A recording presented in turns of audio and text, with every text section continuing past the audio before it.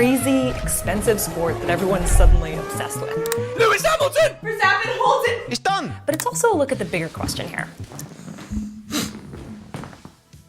I just looked up how much it takes to run an F1 car, how much cash it takes. It's obscene. More on that in a second. I want to talk about money first and how it doesn't always do what you will think it'll do. It's kind of like water. It takes the path of least resistance as it passes through your fingers. It's not always pretty or cool or clear what it'll do. Vegas and F1 just collaborated to show us truly what money can buy you. Now, I'm not sure if you've ever been to one of these events.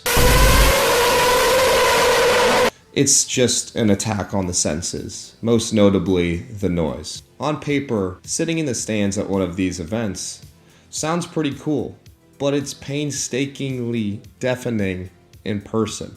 And now it's kind of funny how Las Vegas and F1 collaborated on this, as they both share a distinct frugality of imagination. Now, if you have boatloads of cash and you're technically bankrupt in the taste department, a fast car is as close to culture as you're gonna get.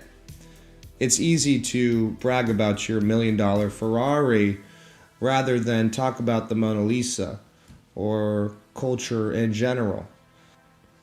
Unless you've lived there enough to argue the opposite, anywhere claiming to be a tax haven is hiding something, and truthfully, a waiting room for purgatory.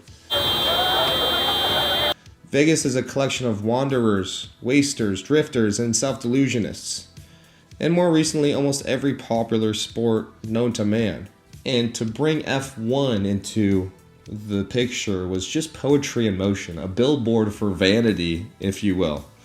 I mean, if you're lucky enough to even spend an arm and a leg in the stands, like you did last year when the tickets went on sale for $1,700 starting, it's just kind of funny to me how a month leading into the event, the price cratered 80% from people calling the bluff of the event manufacturers, the three major casino companies putting this on, who poured tens of millions of dollars into the event, circumnavigating wealth from LA, putting that back into a sport that is, for lack of a better word, meaningless. I'm not one who naturally spies on conspicuous consumption and immediately thinks about how we need to save hungry African children from third world disease. No.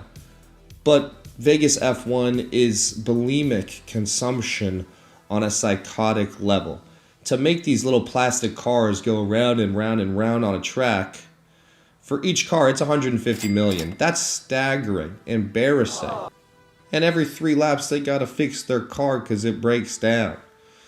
Now, this is all just a parable for flashiness, but no one's listening, right?